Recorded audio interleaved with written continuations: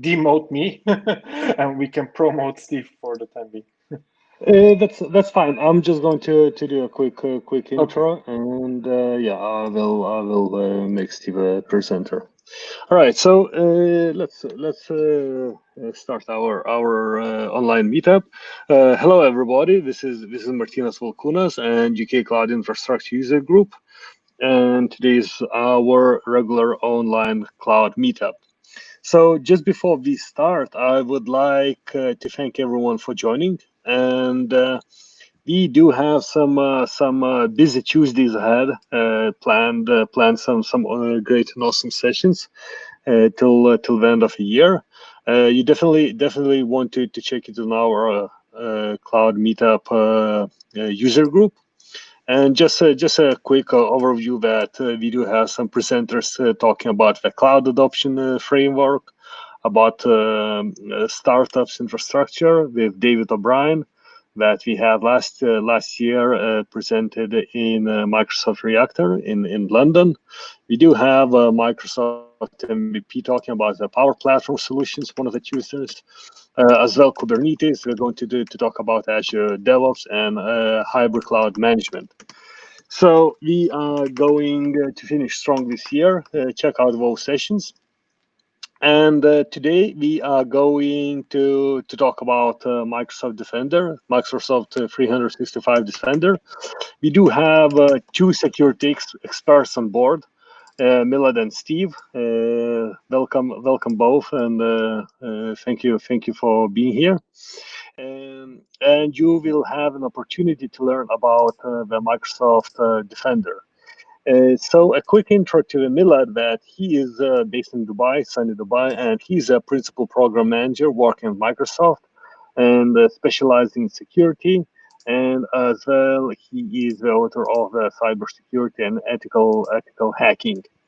And Steve is working as senior program manager, both working at Microsoft for almost 10 years. Steve is concentrating on Windows Cyber Defense and driving innovations around the Microsoft Defender Advanced Threat Protection. So welcome. Thank you very much for being here. And now I'm going to make Steve a presenter and going to let Milad and Steve kick off a session.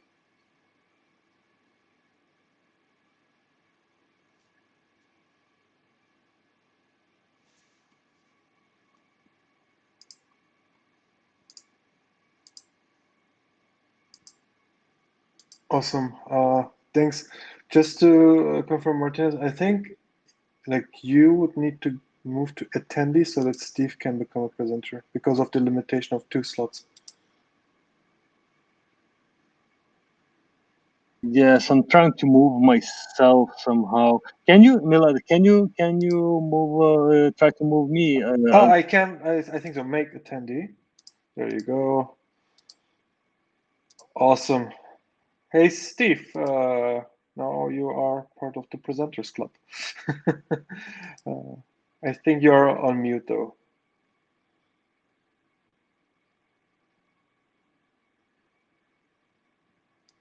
Okay, can you hear me? Steve, can you? Yeah, now we hear you. Good.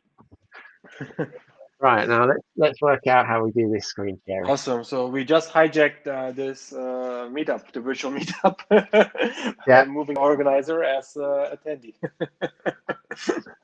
So I suppose we need to let him back on at some point.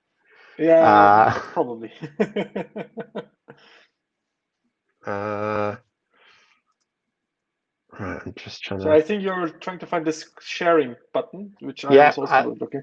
On the left side in the navigation bar, if you expand it, there's screen sharing, and then there's a plus add screen sharing option. Okay, can you see my screen? We see a Bing wallpaper. That's exactly it. Right, how's that? It looks perfect. It's the slide. Excellent. So as Martina said, we're we're program managers working in the Windows or Microsoft Cyber Defense team. We're essentially part of the program group. So we help with innovation around the product. We work on complex scenarios and help customers with their deployments as well. I'm not quite sure how this platform works in terms of feedback. I don't think anyone can speak, but I guess you can probably put questions into the chat window. So please feel free to put questions in, and whoever's not speaking will monitor that chat window, and we can raise some questions to each other as we go through. Okay, so let's move forward. So what we're really going to talk about today is Microsoft Defender. However, we can't talk about Defender without talking about Azure Sentinel as well. And really, this is around our whole zero trust approach and how we really understand the environment with everything we've got, from the multiple cloud aspects, the partnerships with other vendors, the amount of data that we've got coming in there. And if we start at the center, it's Microsoft Security has got this sort of approach to help you understand your entire estate. And we're not just talking about Microsoft technology here. We're talking about Linux boxes. We're talking about Mac devices. We're even talking about IoT devices. And this is critical because when you're looking at threats coming into your environment today, threats can come from anywhere. Threats can come from compromised IoT devices. Threats can come from someone could drop a Raspberry Pi device on the network that could then essentially spoof your DNS. So there's different ways to get in, and it's important that we can detect these things. Behind all of this, we've got our machine learning. So the Azure machine learning, where we're taking data out the intelligent security graph, and we're using that to apply a level of machine learning to identify threats.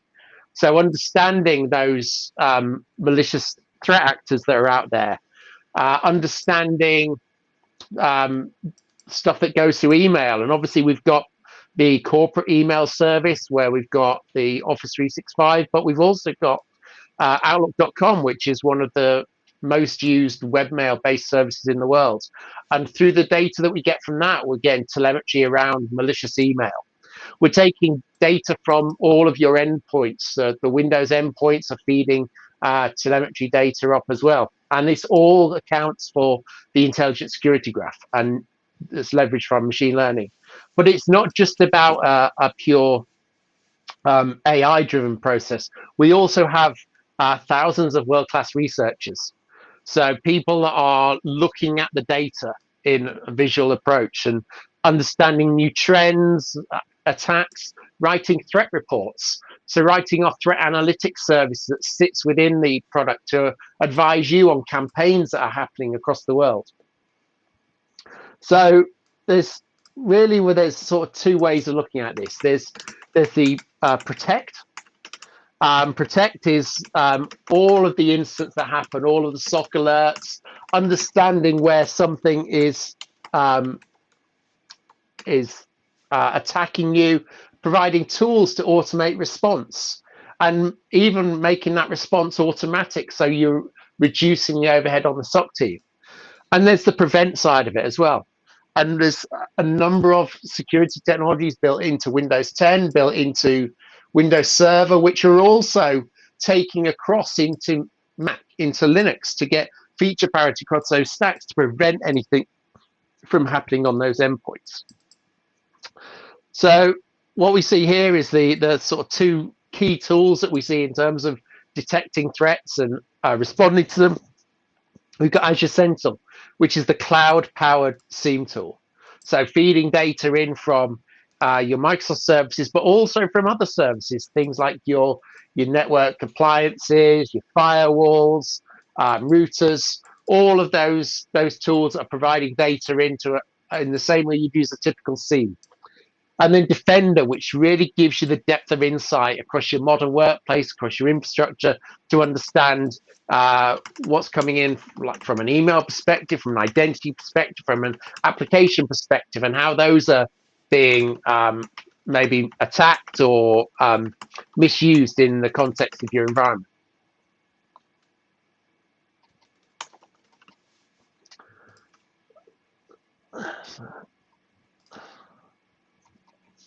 Just move on to the next page.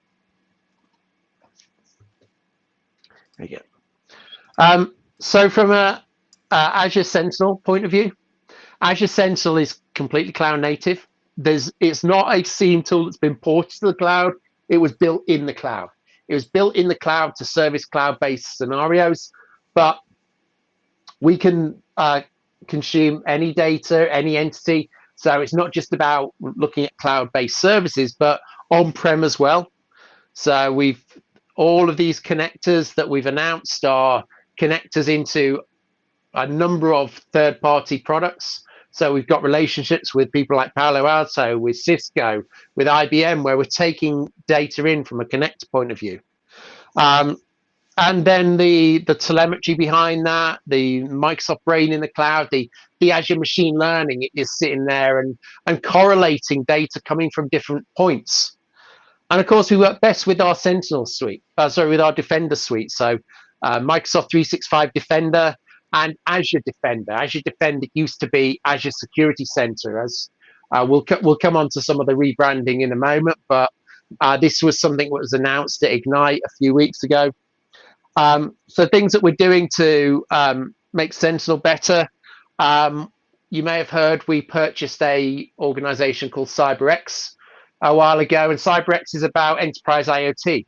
So enterprise IoT in the cloud, running cloud services. So that's something that we're factoring in, so we can get a feed from that. But just on that IoT basis, we're also doing work to integrate IoT detection and unmanaged device capability into the Microsoft Defender suite natively as well. We're looking at threat management and integrated threat intel from Threat Quotient, Recorded Future, Risk IQ that comes into Sentinel that you use for doing detections.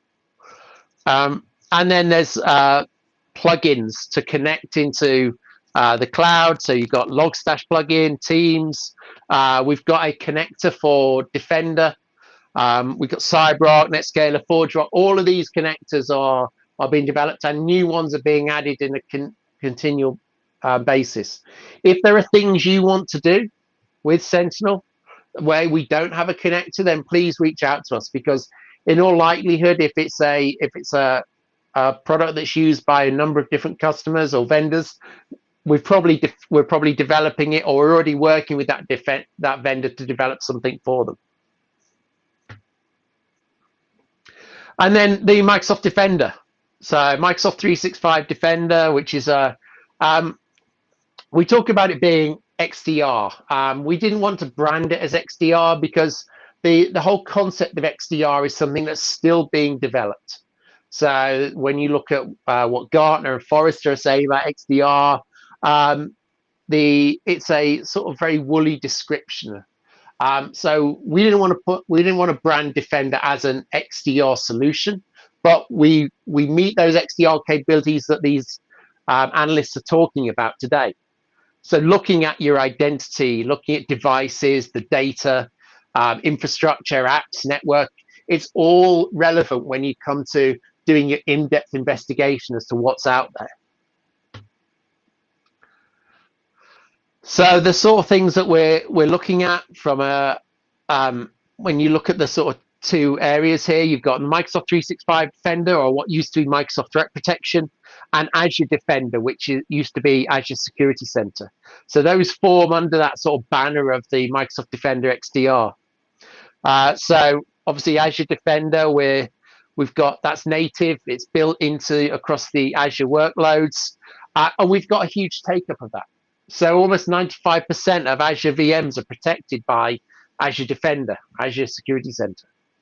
One of the things about Azure Security Center is you also get rights to onboard your servers through Azure Defender into Defender for Endpoint.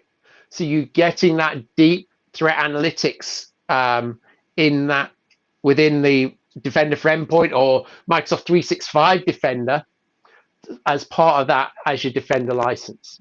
And there's some licensing changes that are happening around different stages of licensing for Azure Defender as well. And we've got cross-cloud. So we've got native controls available into AWS and Google as well. And there's one control plane to manage your entire estate. From the Defender, Microsoft 365 Defender, we're talking about having a converged portal.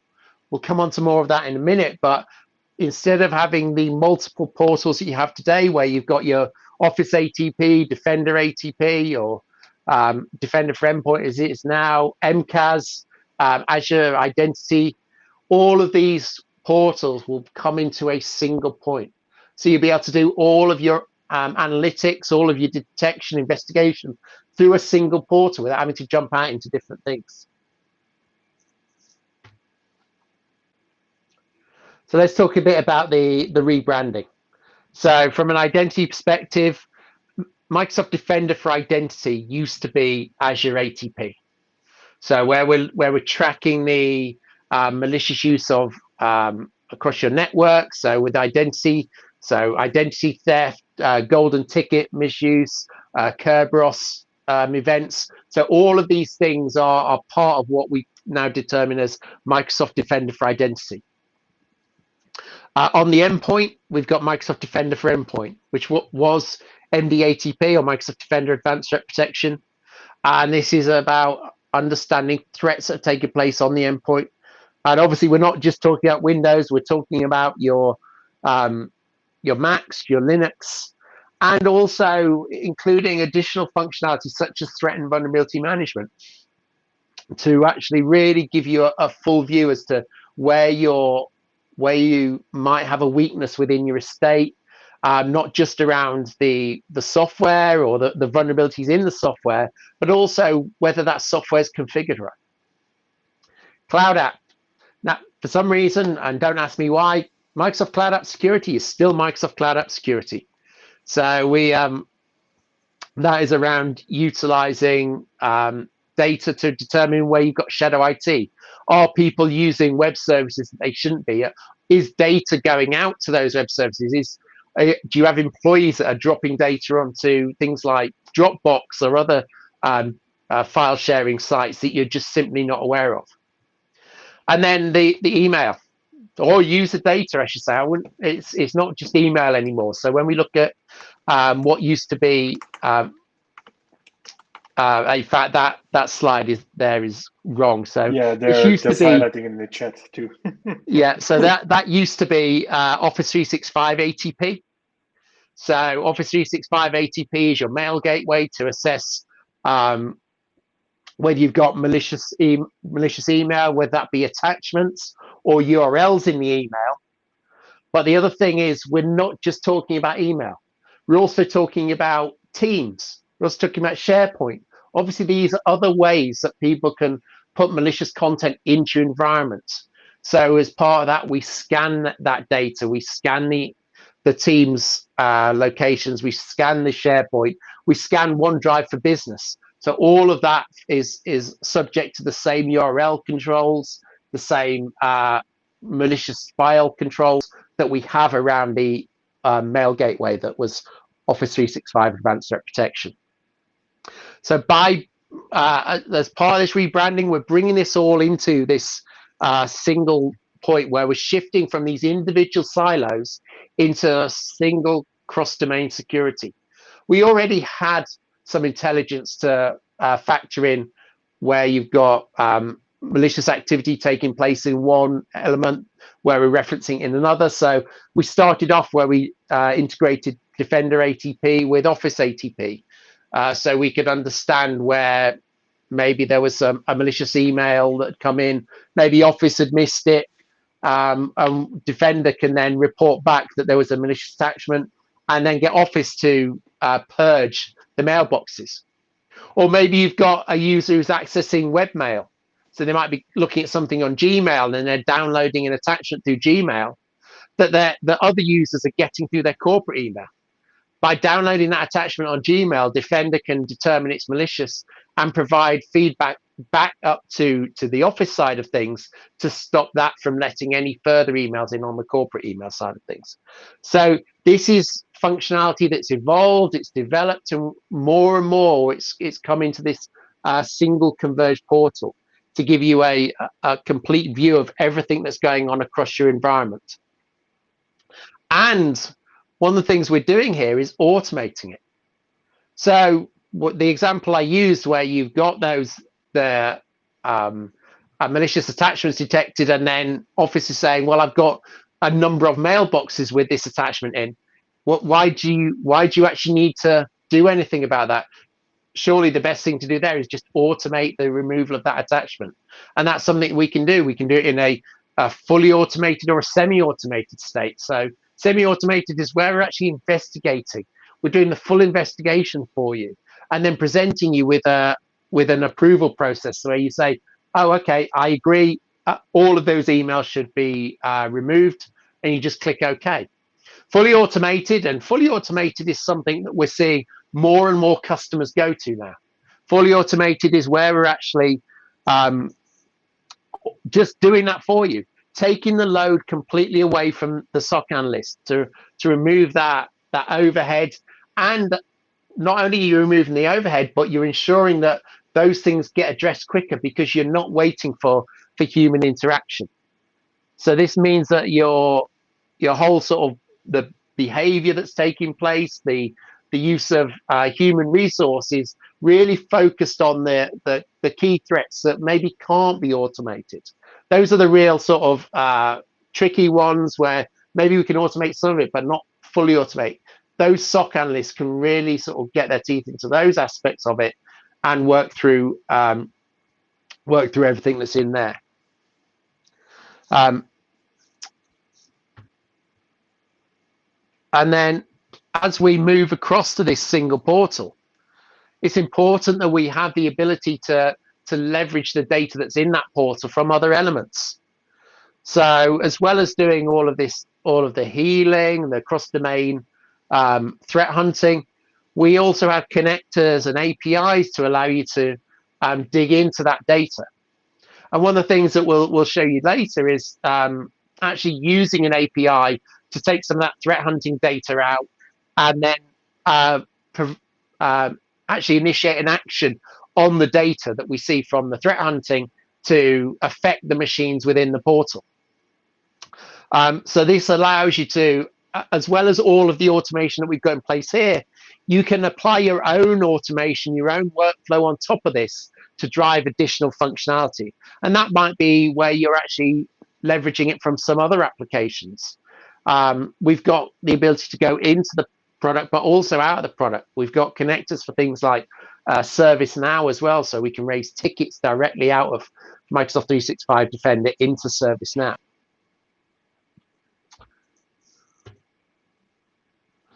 So how does this help the SOC? When we look at the sort of SOC efficiency here,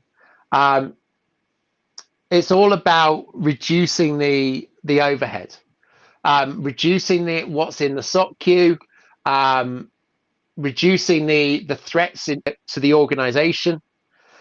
And we've really seen that by bringing all of this data together, by correlating everything from an identity, an app, a user, an endpoint perspective, we're reducing the load on the SOC, and we're reducing the alert fatigue. So you think about it, you put all of these products in place. What you end up with is, certainly in a large organization, potentially thousands of alerts. These thousands of alerts are great. It's giving you lots of detail, lots of data, but who's going to deal with those? Unless you're hiring hundreds of SOC analysts, you simply can't deal with that number of alerts. So by doing this, by providing this automation, we're reducing the overhead because it's allowing those analysts to deal with things that they would previously ignored. Well, they're not actually dealing with it. We're automating that process. So those alerts that were maybe a lower priority that would often get ignored, and in some cases, ignoring them is not appropriate. That's a big issue, because sometimes things get ignored because they're initially flagged as low priority, but they then come back and cause a bigger issue later on. But if we take our example, we can actually deal with every single alert and provide automation, provide a level of threat assessment around that. And we're resolving over 75% of work items through automation. Now, by bringing all of that data together, it also allows us to identify threats or incidents that we wouldn't see as individual silos. So let's say we see an event in Defender for Endpoint. We also see a correlating event in Azure or Defender for Identity. So individually, they're just events. It might be it might be an identity event where someone's logging into a machine at a certain time, but in Defender they're logging into a machine that's maybe been compromised previously. By actually correlating those events together, which may be just information events, what we can assess is those two events together are actually important enough to generate a medium or a high level incident. So if you take those two silos, and this really also comes back to the point of, well, what if I have best of breed products? I might have a product from one vendor doing my identity, product from another vendor doing my endpoint. Those products aren't sharing data. So you will not get that correlation of data to identify instance when you're using separate products. And this is something that's really important around the whole Microsoft 365 Defender stack. So we've seen a huge increase in attacks in the last 5 years. I'm sure if you work in the sort of security side of things with customers, you'll just see it continual. I mean, obviously a lot of things don't make it to the public domain, but there's a huge amount of increase. And our DART team, so within Microsoft, we have our DART team, which is our incident response team. They've grown considerably over the last sort of 3 or 4 years. We're taking on more and more people, and they're flying all over the world, identifying issues, doing assessments around breaches that have happened, and helping customers get back on their feet after a major instance. And then you look at the amount of security tools that an average sized organization has. Over 50 tools. 50 tools means 50 set of skills. It means different training courses. It means potentially hiring people that specifically for a certain tool. And that's often not achievable. So in some cases, those tools may get purchased but then simply never used. So this is not an efficient way for a customer to work when they're looking at a security perspective. And the other aspect of this is there's not enough people to go around. So 3.5 million unfulfilled cybersecurity jobs by next year. There's simply not enough cybersecurity professionals to go around to fill all those jobs. It's a good career to be in. There's a lot going for it, but the universities are still catching up on the whole cybersecurity thing. So even the people coming out of university, there's just not enough of them. And that's just going to, as things increase, that's going to get worse by 2022, 23. We're not going to catch up on it in the short term. So rather than having to worry about employing more people, look at tools, look at ways of working smarter with things like automation. And this is how we're addressing it. Those 50 tools, simplify the environment, reduce the complexity, bring it down into a single portal for your M365 tools. Reduce the alert fatigue. So by providing automation, we're addressing those alerts, the potentially 10,000 alerts a day where you deal with the increase in attacks. And as part of resolving those alerts, not only are we looking at what's been impacted, but you might be doing things like quarantining files, you might be isolating machines, you might be rolling back registry keys that have been affected by an attack. So all of this can help with that workload and really help your SOC analysts deal with what's relevant. And then we've got, as well as the automation, as part of the Microsoft 365 Defender suite, we've also got our threat expert service.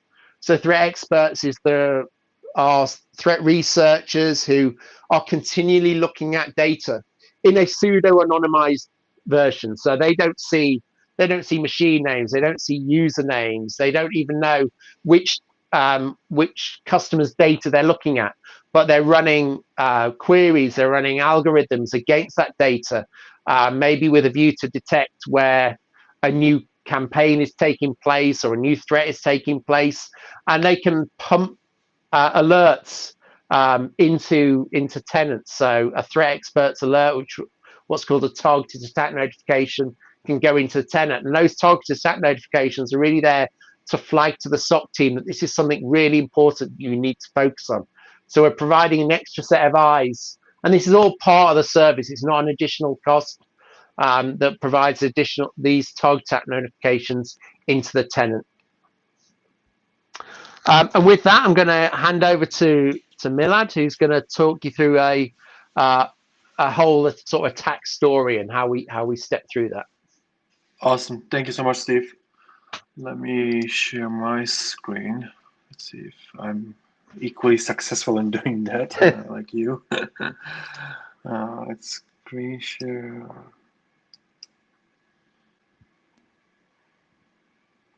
Okay, I believe I'm sharing my screen. Yes, I can see. Yeah, fantastic. Thank you, Steve. Hey, folks.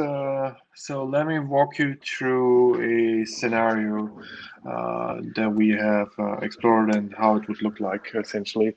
Let's look into the kill chain at first. Okay, so essentially the path of the attacker into the environment. Right.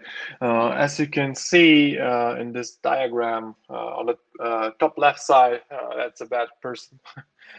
Clearly visualized by wearing sunglasses in the dark with the red laptop. And what this person is doing is sending a phishing email into the environment. Okay. Once Polly is receiving that phishing email on her device, she's of course curious, so she opens that phishing email, and that file that is malicious loads a PowerShell in the background, which is actually a Metapredator session. Once the attacker has a Metapredator session on Polly's computer, they are using a technique which is called overpass the hash attack in order to move laterally to the next computer. In this case, it is exploring a path to get to Mike's device, and when he's authenticating to Mike's device, he's actually the attacker is not using Polly's credential, but this person is using Adrian's credentials. Okay, so from Polly's computer to Mike's device while using Adrian's credentials. The attacker is able to move to Mike's computer, establish another session, steals passwords from the browser by using a keylogger, and then the attacker is using Mike's credentials to access his OneDrive for Business account. Once the attacker is in there,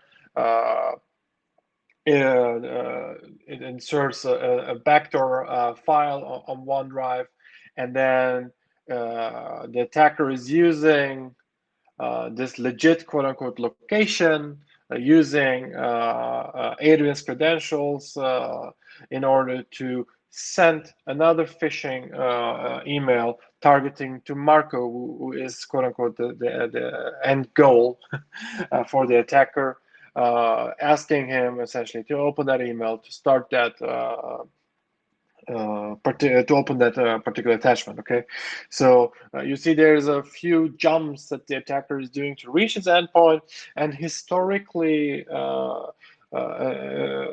what happens in here is that in a SOC you would operate out of alerts, right? And typically you operate out of your like a ticketing system or a solution just designed like a CM kind of solution. right? Let it be Sentinel, Splunk, QRadar, you name it.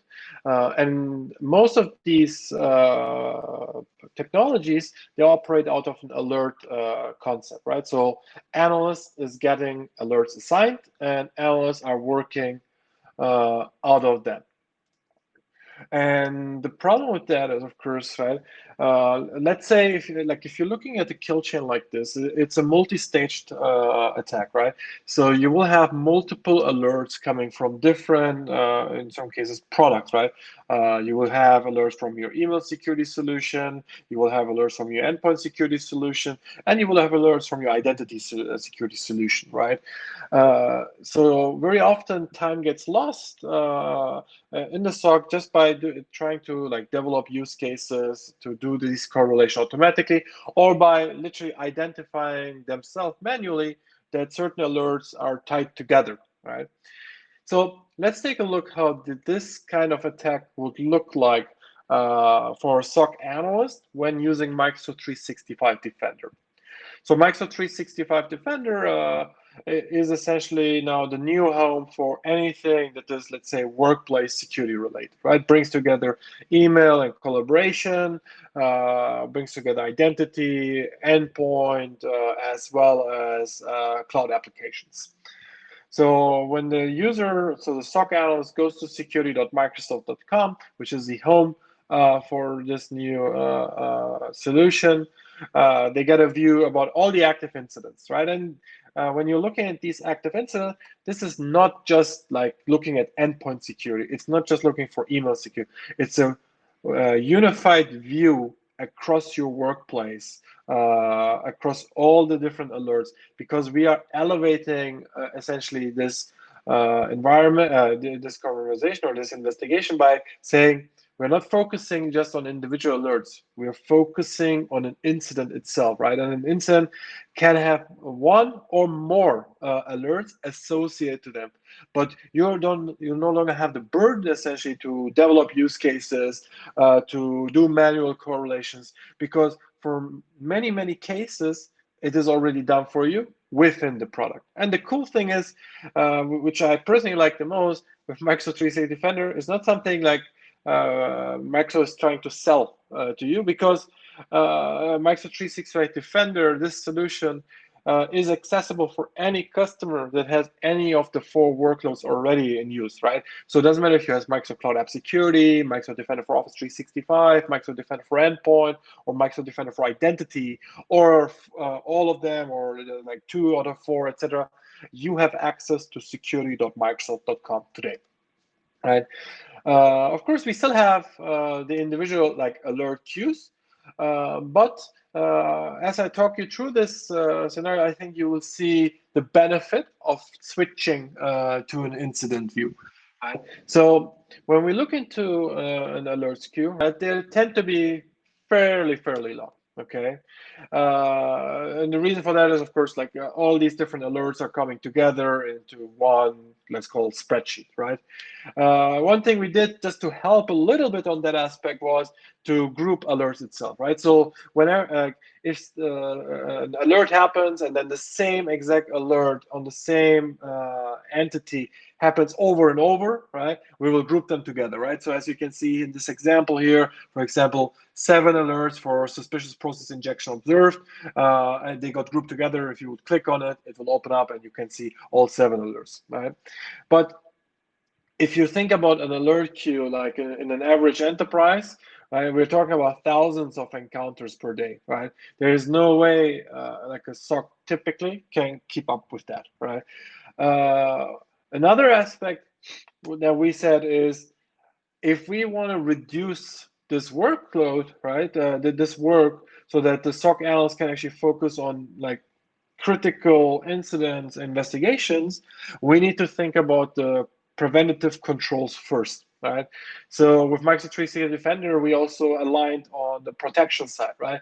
Making sure that you can configure Just like if you are familiar with Microsoft Defender for Office 365, you could configure like your safe attachment, safe link policies. On Microsoft Defender for Endpoint, you could configure things like what Steve was mentioning with the automatic incident response to move it to fully automated. All these things, right, around protection. We are expanding and investing into it on the Microsoft 365 Defender level. And what we start seeing is as we start investing into this area, we were able to push down these 1,000 encounters down to 300 alerts, right? So this scenario I'm walking you through is from an actual tenant that we had built, of course, for demonstration purposes, but it gives an idea about the impact about the SOC efficiency, right? So bear with me, you had 1,000 encounters in the queue. We are pushing it down to 300 alerts with 2 investments that we did on the engineering side. Now, what we said is, okay, but really when you're looking into how you're responding to an attack, it's about an incident response procedure, right? So the process itself that SOC analysts are following is an incident response plan, yet the analysts are focusing on individual alerts and trying to understand what is happening, trying to respond on individual alerts. So what we did early on in Microsoft Defender for Endpoint, and now we took that concept and made it better for even for Microsoft 365 Defender, is we introduced a concept of an incident. Right? And with the incident, by moving to an incident concept, we were able to push down 300 alerts to 40 incidents, right? So rather than looking into a queue of 300 individual alerts, we automatically group them based on our ML logics, and we show you 40 incidents. Now, within these 40 incidents, there will be multiple alerts associated to it, right? But if you think about it, now I no longer have to just manage like assignments of 300 alerts, right? I can assign 40 incidents, and my SOC analysts don't waste any more time to understand which alerts belong together, and all these aspects just going away by simply moving into the incident concept. Now, when we had these 40 incidents, we said, what about if we apply our automatic remediation capability, or what we call now self-healing, into this mix, right? So self-healing is the idea is if we know something is bad and we know how to fix it, why not just fix it, right? So that's the idea behind this capability. We started that with Microsoft Defender for Endpoint. We expanded that recently, or actually like I will say 4 or 5 months ago, to Microsoft Defender for Office 365, and we are continuously building out new playbooks to expand this even further to cover eventually the entire stack of Microsoft 365 Defender. But when we applied that logic on this incident queue, we were able to actually push down from 40 incidents to 10 incidents. So that means 30 incidents that were in my queue were automatically remediated through the service itself, which is pretty awesome. Right? Another thing that is always important for analysts is like trying to understand the bigger picture, right? So now you have that, right? On the left side, you have a MITRE mapping, you get a timeline of attack, you get the scope, the evidence. Will give you information if a machine has high confidential data because we integrate with Microsoft Information Protection. We give you all the tags if it's like a global admin and not, just to making sure that within a minute or two, you have a high-level overview of what is happening within that incident, right? So that helps you, again, to jumpstart and be quicker in your investigation so that you can remediate, contain, remediate, and then get back to business, essentially, right? You, of course, see like the different detection sources, right? I'm highlighting it here. So you really see that this is no longer just like endpoint security, no longer just email security. This is everything coming together, right?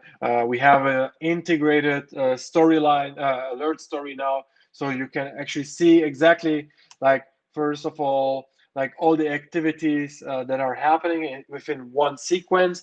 And you also quickly have a view on the very top, like what is the evidence of that alert, or the impacted entities for that alert, right? So here you see that this particular alert happened on Mike's computer with Adrian's credential. If you remember the kill chain I was describing earlier, this is part of that aspect, right? And one cool thing is that just by clicking on manage this alert, you can click then on consult the threat experts, which opens up a new section, which essentially it's a service that we created where you essentially have the opportunity to ask for a second opinion. Kind of like you go to a doctor, you're not sure if the doctor is correct, so you ask for another consultation with another doctor for a second opinion.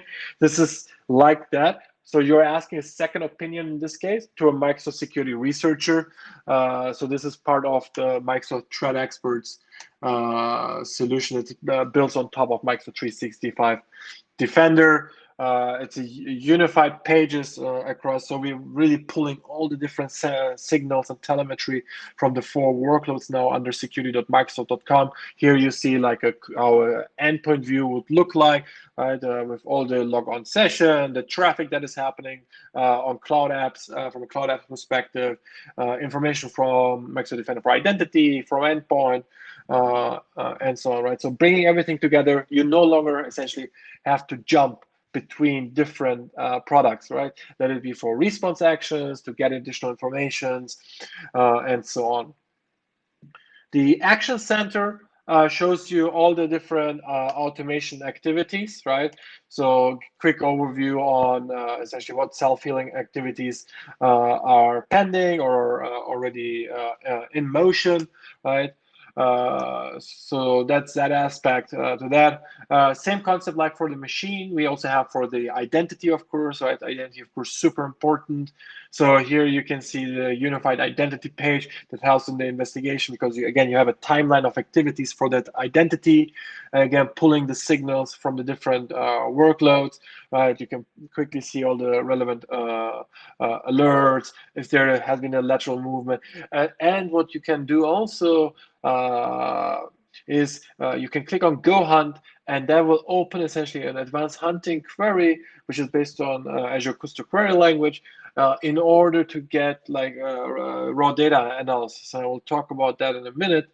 One cool thing that we did, historically, folks would ask us, or the CISO will ask the SOC, is like, hey, I saw, like in this example, Emoto 2020, are we impacted, right? And then the SOC analyst has to spend countless of cycles to trying to find it out. And then once the SOC analyst found it out, he or she got to spend quite some time to build a nice PowerPoint deck with some fancy KPIs or whatever for the execs to understand what is happening. So we thought we will outsource this problem and make it our problem. So now we have this feature called Threat Analytics, and we usually publish like per month of like 3 to 4 reports. So whenever we are tracking or we found to find a new larger campaign, we are publishing threat analytics reports where you essentially get an exec summary, you get an impact statement for your environment, and it tells you how to fix it in the environment, right? So whatever are the controls that you need to adjust in the environment. Lastly, before I hand over back to my awesome partner in crime, Steve, advanced hunting.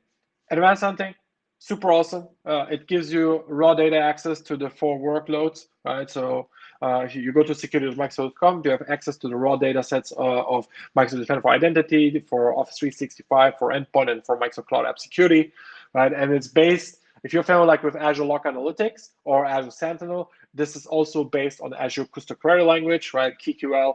So you can run your KQL queries in order to perform threat hunting stuff. Would recommend you. We have like a 4 blog series on this, led by our awesome friend Michael Malone. It's on docs.microsoft.com. Check it out. Become really an expert in this. Definitely super useful in order to find the unknown essentially in the environment. So, and then when you find it, right, you again have the beauty of getting additional information just by hovering over, essentially, right? And For those of you who might be familiar with Defender for Endpoint or how to use Microsoft Defender, ATP, this is advanced hunting. And we took it because it's super successful capability, and we made it part of Microsoft 365 Defender so that customers with the other workloads can also benefit from that. With that in mind, would love to give over to you back, Steve. Okay, thank you, Milad. Right, so let me just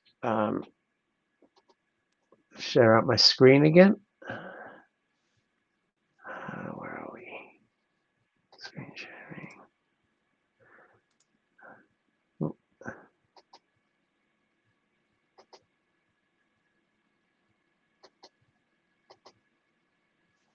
Okay, so now what we're going to do, and before I move on, I mean, if anyone's got any questions, then feel free to put them in the chat window. Obviously, Milad and I have talked about quite a bit so far. If there's things that you want to know that we haven't covered yet, then please let us know. So let me just drag my window across here. So this is the main portal. This is the portal that we've both been talking about. Just checking, Milad, you can see this, can you? Yeah, I do, sir. Excellent. So so this is the main portal, and here let me just close that. You see you've got these tiles, and these tiles are reflecting the different elements that we've got here. So we've got our users at risk, which is coming from the MCAS side of things. We've got devices with active malware, which is Defender for Endpoint, devices at risk. So one of the things that we do with Defender for Endpoint is we do risk-based assessment. So, and that can tie into your Intune. So you can actually have risk-based conditional access that's driven by the detections that you have within Defender. And similarly, we've got the integration into Intune for device compliance. So we've actually just released a new baseline in Intune version 5, where we're highlighting the key points that we feel is relevant for you to secure your devices. And you can see here we've got this main page is really where you view everything that's going on. Your active incidents that are taking place, your threat analytics. That's something that Milad was talking about earlier, where we've got that sort of 3 or 4 threat analytics reports that are created each month, and you can see here the level of detail. I mean, you can see here already in October we've already created 4 new activity reports for threat actors that we see, and there's this particular one focusing on Elbrus. And if we go into that, you see you've got an overview of what that threat is. You've got your recommendations, your vulnerability patch status, your exposed devices, and you can see here secure configuration. So that was what I was talking about earlier with vulnerability management. So we're assessing, are your devices configured to the best of the ability for actually preventing these sort of threats from taking place. You can go into the analyst report, and this is the detailed analyst report giving you information around the attacker, around the threat actor, the delivery components that they use, the analysis of their attack framework and what it is they're doing. And you can see this is matching the MITRE categories as well.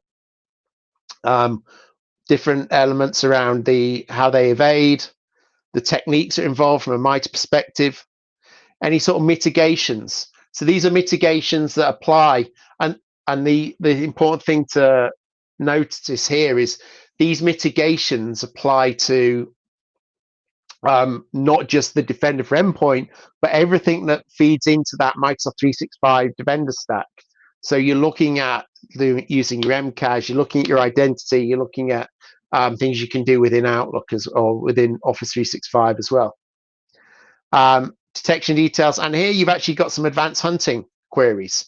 So it puts an advanced hunting query directly into the activity report, and these advanced hunting queries you can then just lift straight out and then run those queries within your environment. And that's really what I wanted to focus on for the last part of our presentation, the advanced hunting side of things. Now, here you've got your schema. So this schema, and again, from a schema point of view, we've broken it down into the different elements. So you've got apps and identities. So sort of the MCAS side of things. You've got email, so the Office 365. You've got devices, which is Defender for Endpoint, and then you've got threat and vulnerability management. So TVM, which is primarily Defender for Endpoint, gives you that vulnerability across your estate, across the all of those devices that are being managed. It's primarily on Windows now, but TVM is coming for Mac and Linux very shortly. So not just around the operating systems, but the applications that exist on an installed basis on those devices. Something to mention, we've got a great community behind all this, and there's no reason why you can't write your own advanced hunting queries and publish them into GitHub. So within GitHub, there's a location where people can publish their KQL queries. They'll get validated. So there's an approval process behind that, and then they'll get approved, and they'll be available for download from other people. We also sync that into the community section of Advanced Hunting. So you can see here we've got information around different campaigns here, command and control. So Tor, I mean, I can just, let's see if I just run this. So I can see incidents of a device that's run Tor. So that device there, and when I click on the device, it will take me straight through to the device page for that endpoint, and I can get a more detailed view as to the device itself. I'm just taking a few moments to load here. Oh, actually, no. This is the file itself, so we can see whether the alert, and if we drill into the alert, we can see the connection to the Tor network is created. So this is the file itself running, and then we see the device that file ran on. So see where it's been observed within the organization, and let's just open that out. So we've only seen that once within our organization. So this is our demo tenant, so we're not expecting to see that in a lot of places. We do have the ability to download the file, so we can download the file directly from that endpoint, and we can add an indicator. So adding an indicator takes these hash values of the file and applies them as an indicator, so I can then choose to, so just go through, sorry, I can choose to allow, or alert only, or alert and block. An alert and block will actually then stop anyone from running that file. So, but just to go back to the advanced hunting.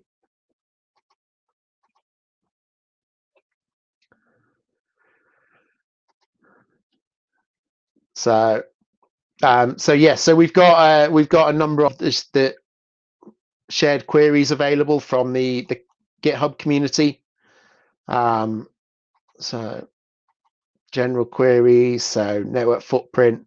We've got our AV signature focus, and then you've got information. I mean, these are queries that I've compiled myself. So we've got different things here. If I do got an OS count. So all this is doing is just summarizing the operating systems that are reporting into this tenant. So we can see a count here. We've got number of devices and the breakdown of those devices across the different OSs. And you've also got the ability to do it as a chart. So I could just create a pie chart around that and see a breakdown of devices.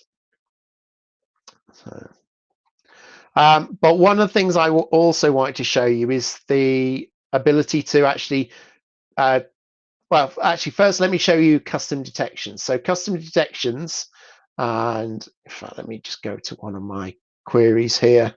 So if I go to URL detection, one of the things I could do is I could do a custom detection. So if I, let me just set that. So if I run a query that says, find Google, let's just do it for the last 30 days. Let's try something else. Actually, let's try It's probably, it won't be going to google.co.uk, will it? So yeah, so I can see every time a machine's gone to google.com. Now let's just say I wanted to actually have an alert flag to me every time that happens. So I can create what's called a detection rule. So within that detection rule, I'll just give it a name. Google usage. I can select the frequency that runs. So one of the things that we don't want to do is we don't want to have like these queries running on a continual basis, because it will impact the back end, it will impact performance. So we allow you to set a frequency. Now, in all honesty, we've had customers who speak to us and say, well, I need my queries to run real time. The fact is, yes, when you're doing a POC, you probably want it running in real time. But if we was to just take it down to every hour, then in all likelihood, because of the way the interval works, it's happening more well, it's not it's not on the hour every hour. So it's staggered. So when the google.com someone visits that google.com page, you're probably not going to have to wait an hour before this alert triggers. The other side of this is when we actually spoke to SOC analysts. Typically, SOC analysts aren't getting to these events within an hour anyway. So this is something that we've compromised on. So as a minimum, we do every hour. So we can do that. Visiting Google web page. We can select severity is, let's put it high. Suspicious activity. Why aren't they using Bing? I'm glad I can't hear any voices on the line right now. Then you can flag which identities this affects. So we're going to say it's going to choose device, and we can say whether we want to flag the columns containing the device ID or device name. So we can just say device name, and there's some actions that we can do behind this. So as part of this, just expand this out. You can see from a device point of view, I can isolate a device. So we can say every time someone goes to that Google website, they just have their device isolated, or collect investigation package, or a Navy scan investigation, restrict app execution. So these are all things that you would have as typical response actions. If we were looking for files, then you've got allow and block or quarantine file. And if we're looking for users with an advanced anti-query, we can mark a user as compromised. So we'll just skip past that. And we can apply it to a specific scope. So the scopes are device groups. So you can create device groups based upon various things. So the prefix for the machine name, a tag. So we'll explain a bit about tagging in a minute, because we're going to go through how that tagging process works. So the tagging can be applied on a machine, and then you can use that tag to actually generate a group. So we're not going to complete this, because other people in this tenant might get a bit funny if I start. In fact, let me just do it on my machines. And there we go. So now what we've done is we created that custom detection. So that's gonna, you can see there, you've got the custom detection. That's going to run every hour and flag any machines that go to that within my scope that go to that website. Now, one of the things that you saw within that is some of the user action, or some of the response actions you can get around that. Something that I'm actually just in the process of writing a blog, so I'll be releasing this blog fairly soon. One of the things that I've had feedback from customers is, well, if I'm writing an advanced hunting query, it'd be nice to actually tag the results of it. So when you look at a machine, and let me just pick any machine here. One of the things you can do is actually apply a tag to a machine. So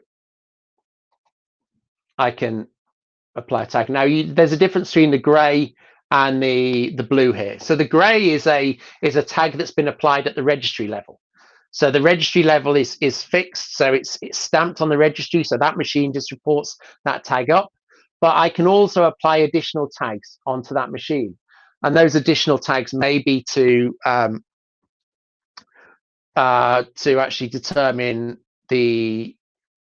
whether a machine's in a particular location or within a certain subnet. So this is what we're going to do. We're going to look at advanced hunting query that's going to look at subnets. Then we're going to take that advanced hunting query. We're going to use it as part of the API to then stamp a tag against that machine. So let's show you the advanced hunting query. So I've actually already created this, so we can.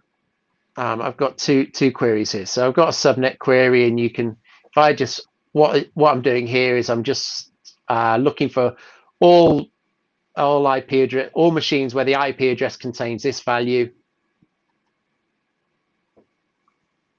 and this is all instances within a within the data record. So you can see here we've got the IP address, subnet prefix, whether it's private, etc. So all of that is in there, and there's quite a few records. What we're going to do is we're going to look at that prefix. So where the prefix contains 128, and we've got a couple of examples here. And then if we run that query, you'll see it's bringing up two machines. So I can just go into those machines, and if I look at the tags for those machines, I've got tags specified there. Let's just get rid of that one. So I've got this tag specified here, and similarly with so that's SCCM taken out of that machine, and then we've got our other machine, which should be one called DC, I believe. DC, yeah. So again, look at the tags. So we've got a few tags there. Okay, so what we're going to do now is we're going to look at the API. So just explain a bit about the API. So within your Azure portal, you've got your app registrations. So the app registration, we've just ignore the fact that there's loads here. These have all been set up for demo. We're looking at a particular one, which is our API test application. So when you create this, one of the things you do is it creates it. It will have your client ID, your directory ID. These are really important because you're going to use these values in your script. So if I look at my script here, I've got these here. So I've got my app ID, I've got my tenant ID, but I've also got this app secret. So the app secret is something you generate specifically. So I can create a client secret, and it creates this value for me. Now I can't see it now. I can only see that client secret when I create it. So I'm now using that app secret there.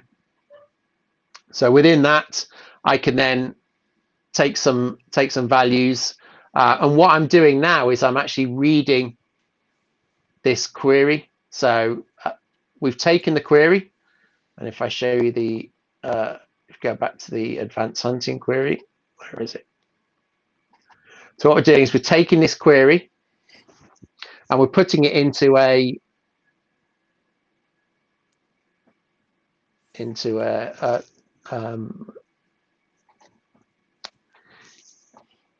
this text file. So let's just open up this text file, and you can see here we're taking this query, we're reading out these IP addresses with this subnet prefix, and we're projecting the device ID. So within here we've got the device, we're reading in the device ID, and we're passing through each machine, and on each machine we're then specifying the tag value. So we're saying this is the tag value I want to create. So I've got data center and my action is add. So for each machine that query brings up, I'm going to add this value of data center. So it's actually relatively simple. So I've got my app set up within Azure AD. I've got my credential secrets. I'm now applying those secrets against my tenant, and then I'm querying that using that advanced hunting query, taking the device IDs that are surfaced through that advanced hunting query, and on each device ID, I'm now applying a tag. So now if I just run this query,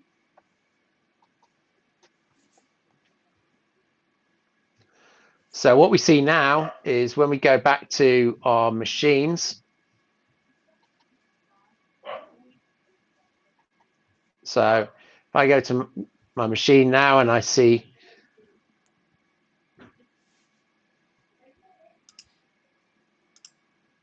when it loads, so SCCM. Now, if I look at managed tags, you see now I've got a data center tag. So that data center tag has been added by the script. So this is a great way of applying a tag at a mass level against your machine. So you saw the example I used a subnet. So I might want to say everything in this particular subnet, I want to tag with a particular location name. Or, I mean, there's other things you can do around that. Now, just in terms of the API itself, when we look at the app permissions, this one here, the advanced query read, is what we're using to do the advanced hunting query. And the machine read write all is what we're using to write the tag onto that machine. And we want to do it at an application level. So that means we can just run the script using the client secret. But you can do it on a delegated level where you're actually using the credentials of the logged on user. So that's the sort of basics of using the API with the script. Did we have any questions around that, Milad? Yes, we do actually. It's from Purat. He mentioned, like, is there a way to delete a tag from machines if it's no longer relevant? I'm assuming like relevant as in like it's an inactive machine or something like that. Like, what would be the approach to remove a tag? Like, yeah, so you could. I mean, you saw within the script, I was looking for certain tag and the value was add. I could just have the same script with a value of delete to remove that tag. Cool. And also from him, can a machine be in multiple machine groups? Like maybe not necessarily like related to the tagging, but just came up. Yes, you can have a machine in multiple machine groups. So yeah, you can do it based upon tagging, or it can be based upon the maybe based upon the AD domain that the machine's part of, or the prefix of the name. So it can be in multiple machine groups. And you also use machine groups for your RBAC as well. So you need to be careful when you're using RBAC around those, that there's an order you can apply the RBAC on to make sure that users get the right access to the right machines. Awesome, cool. Thank you. Yeah, we had a few more questions, but I was able to cover them with the chat. All right. So let's, we're almost done here. So let me just finish up the presentation side of things. So we've done the advanced hunting. Yeah. So yeah, so this is so again, sort of wrapping up what myself and Milad have been talking about, the Microsoft 365 Defender. So it's a integrated tool. What we've shown you with the convert and what we've been talking about with the Converge portal, that's coming now. Milad, what's the timescales for that rolling out?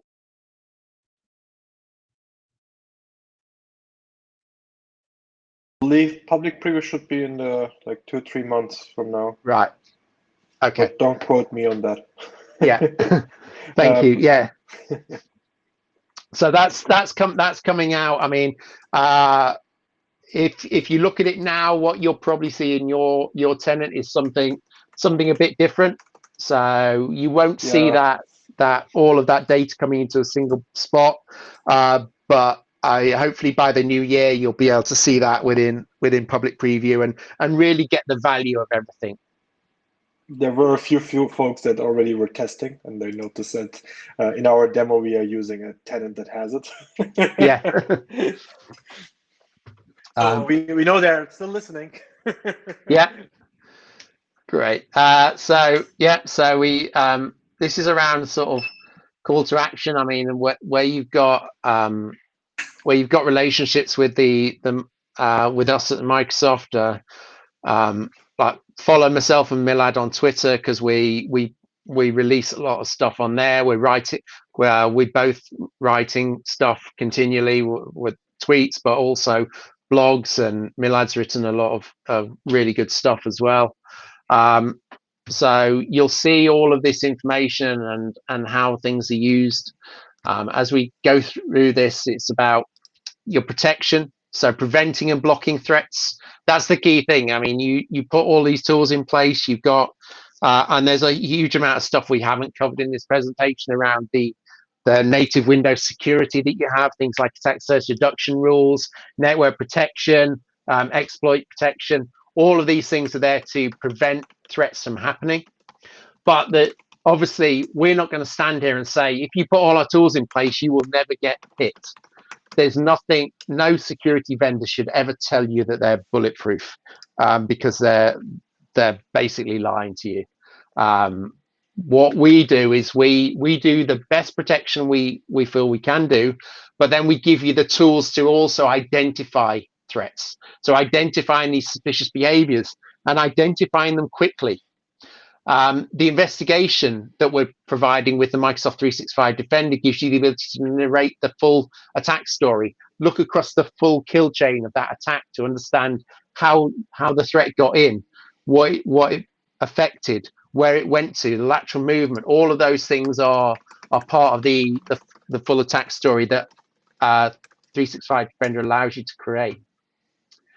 The cross detection. So if we're looking on the left hand side, you've got 1,000 encounters generating 300 alerts, but then we're correlating those alerts into instance. So it gives us to 40 instance. You've got the threat experts that we talked about, where we've got the world-class experts who are looking at that data.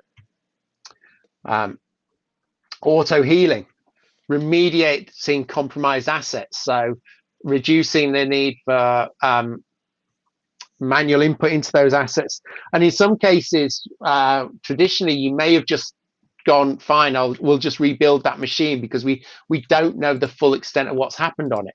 But the auto healing, the automated investigation, allows you to actually mitigate that machine without impacting the user's productivity. Well, very minor impact to user productivity. So then we're taking the cross detection 40 instance, combine that with MTE with the auto healing, brings that down to 10 instance, and then hunting. So the hunting that we provided. So I showed you some very basic advanced hunting scripts, but as Milad was saying, there's some great blogs out there. So if you look at the stuff that Heike, and you might be familiar with Heike, so she's been curating these Unleash the Ninja, or to take you from really basic level of knowledge around Defender up into advanced hunting, queries, creation of queries, managing your environment. All of that's available on our website. And then you can just try it. So you can go and try it today. If you've got if you're using Defender or any of the 365 products today, if you go to security.microsoft.com, you'll be able to see what was the MTP portal, which is now evolving and will become the Converge portal.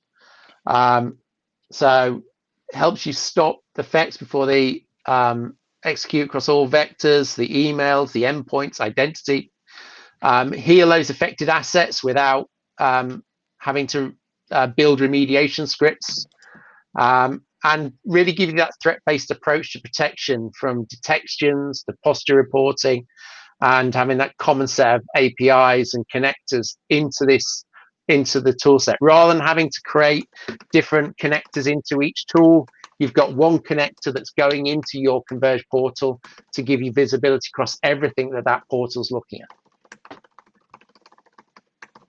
And I think we've just come to an end. So yeah, so just there's some links there, so you can try the different things. Our products have trials associated with them, so I'm sure the people we're talking to here today, you're more than familiar with some of the trials that we've got available. So you can go there, and there's also go onto the community boards. So both Milad and I we look at the stuff that goes on those community boards, so we'll reply to a lot of that, check our blogs, and yeah, any sort of further questions, you can post them on the community. And it's not just us, but other people in the team. You've got the product engineers, the feature leads, who are all contributing towards those community boards. And that's it. I guess we better let Martinez back in, right? Yeah, I was about to say, Steve, can you click on my name and demote me to attendee so you can promote Martinez as a presenter? Yeah, let me just right. So left click. Yeah, got it. Right.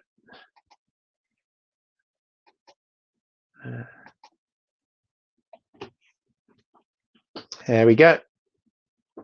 Martinez should be back.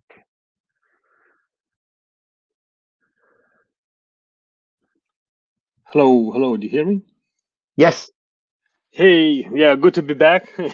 So, Milad and Steve, thank you very much for a very detailed, very interesting presentation. It was super useful for all our attendees and the people who are not able to attend. So, I shared the link where we're going to host our recorded session on a YouTube channel. I've put it on a meetup notes as well.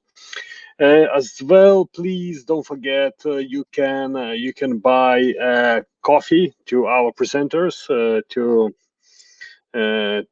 support just by buying a coffee. And thank you very much once again. And we'll see next Tuesday, where we're going to host Demystify Azure Cloud Adoption and Well-Architected Framework. Next Tuesday, 6 p.m. And happy evening, happy Tuesday. Once again, thank you very much, Steve. Thank you, Milad. And it was very nice having you here.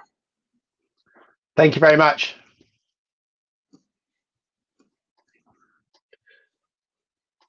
Thank you. Bye-bye.